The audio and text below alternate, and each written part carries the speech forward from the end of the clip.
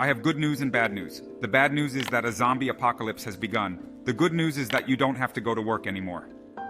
This is the summary of ZOM 100, the zombie apocalypse bucket list. The main character of this story is called Akira, and he is a young man full of hope, recently graduated, who enters to work in an advertising and production agency. And he is very excited because he wants to be an important part of the work team. He wants to achieve his dreams. He dresses up in his best suit and arrives on the first day to introduce himself to his friends because he wants to be a great employee for this company. From the first day, he realizes that his expectations are going to be deeply frustrated and that his rose-colored dreams of what work life is really like are going to turn into a black and white nightmare, full of grays and dark things that he didn't expect. He spends the first 3 days of his job in the office, not sleeping, going to dinner and coming back to work during the night, waking up in the same clothes and working some more. The dream of what used to be the life of an employee now meets the nightmare of the real world, of labor exploitation and the big companies of late capitalism that suck the life out of employees and turn them into zombies. In this company, they don't pay overtime, they don't let you go home. The abusive boss is also passive-aggressive and emotionally manipulates you to say that your complaints as a worker are violating him in order not to give you your benefits and not to let you be a good employee. On top of that, this guy, Akira, falls in love with a secretary who works in the office. But it turns out that the secretary is systematically abused by the CEO and the owner of the company. Everything he thought was going to turn out well slowly falls apart in front of his eyes. After 3 years, Akira realizes he can't even remember the last time he took a bath. He is chronically tired, he behaves like a zombie, he doesn't know when he is awake and when he is asleep. His whole life functions as if by osmosis, being that this work life, this corporate life, has sucked the life out of him, has left him inanimate. He doesn't even remember what real life is anymore. He thinks he has no opportunity to look for a new job because he doesn't even have time to look for another job. He is literally dead in life. But one fine day, Akira wakes up, comes out of his apartment, and realizes that the zombie apocalypse has begun. As he is haunted by his neighbors, his friends, and his loved ones, he begins to have a strange realization. At first he says, "I'm worried because I'm being chased by zombies and I'm going to be late for work." But then, after running some more and realizing that the other buildings are on fire, planes are crashing, cars are on fire, he thinks something really incredible. I don't have to go to work anymore. And he becomes extremely happy. He starts jumping up and down with joy. He starts punching zombies with a huge grin on his face. He starts to see the colorful world and realizes how beautiful the blue of the sky is, the green of the trees, the red of the blood. And that gray world that was the world of the office, a dead world that did not allow him to live, had now been replaced by the beautiful world of the zombie apocalypse. For the first time, this character encounters some freedom. And he says, well, now that I don't have to work, what do I want to do? And the first thing he thinks of is going to look for his crush, the girl who was like the CEO's concubine in the office. Well, maybe now she was already available. So the first thing he does while escaping from the zombies is to go look for this girl at her apartment. When he gets to her apartment, he realizes sadly that the CEO was also there. But the CEO was now transformed into a zombie, and he takes this beautiful opportunity to resign. And while running to him in a symbolic act, presenting his formal resignation and thanking him for the opportunity and everything he learned in these 3 years of work, he tackles his former boss out of the window and throws him from the 20th floor of a building. Then in the next room, she runs into her crush. But his crush, too, had already been transformed into a zombie.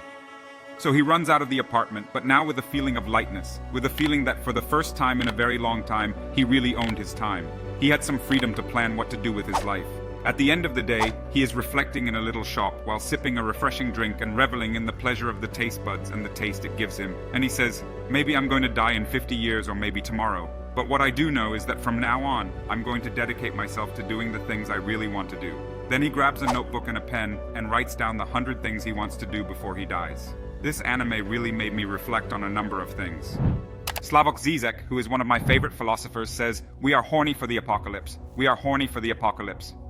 Why do we get horny for the apocalypse? In the book Capitalist Realism, the phrase, "it is easier to imagine the end of the world than the end of capitalism" is used. It seems that our economic condition, our cultural condition, our political condition is insurmountable. It seems that we can do nothing about it. It seems that our work is inescapable. And for many people, even quitting one job would only mean finding another job that is just as miserable. Another job that makes you feel like a slave, that makes you feel like a living dead zombie. But actually overcoming capitalism is not impossible. What is interesting here is how really the alternative to capitalism that is being proposed to us, contrary to what had been done historically, that whenever a solution to a painful system was put forward, it was always a better system. But in this case, the better system that is being proposed against capitalism is a zombie apocalypse. We have reached the lowest point of despair, of not being able to overcome our material conditions, that we dream of a zombie apocalypse as a better condition than having to go to work every day. How bad is working life mainly in Japan, where this anime comes from? And surely this reflects the sentiment of many other countries, but how bad are people's working conditions that someone could actually get excited about the idea that well, it wouldn't be so bad if a zombie apocalypse started. The thought of a massive army of undead wanting to devour my brain sounds better than having to go to my boss again tomorrow to work 8 to 8. This also reflects, in a way, the inversion of values in which we are living, because in this whole cartoon you notice all the time when he goes to work. When he is at home, everything is in shades of gray, grayscales, dead colors. But when the zombies come out, everything is very colorful, very vivid, the blood, the viscera flying. The way the zombies eat each other and how he kills the zombies is a really pleasurable experience, really full of life. Also, the name of this series, the name of the list of things you want to do, I find interesting because it's also strange that all the time capitalism is sold as the system where there is the greatest freedom, where you are free to do whatever you want. But this guy, only when the zombie apocalypse starts, he makes a list of the 100 things he wants to do before he dies. And before, when he was working, he had 3 years where he was completely motionless, completely passive.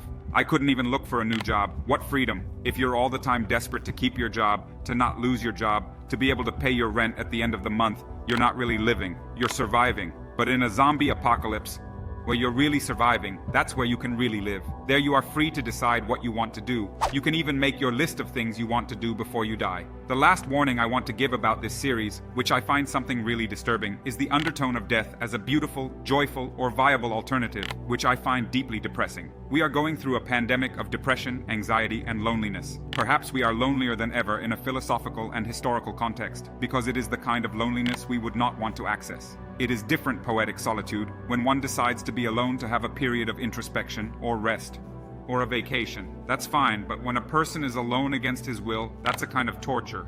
But today, we feel profoundly lonely. We even think that depression and the terrible feelings we have about ending our lives are normalized. This series that talks about this inversion of values, where the working world is not alive and the zombie world, where life is constantly in danger, is true life and true freedom, can send a very wrong message to the youth, and that worries me a lot. I think what we should remember is that these historical periods, even though our lives in our moments feel monolithic and untransformable, they never are. And I assure you that even this capitalism that sells itself as pure, transcendental, eternal, and natural is not. It is going to be another historical stage that we will surely overcome. What we can try to do so that we do not have to hide in a zombie apocalypse is to try to help each other, to cooperate with each other, and to give each other a place so that we do not end up alone, so that we do not end up desperate and with these dreams of self-destruction that can end very badly.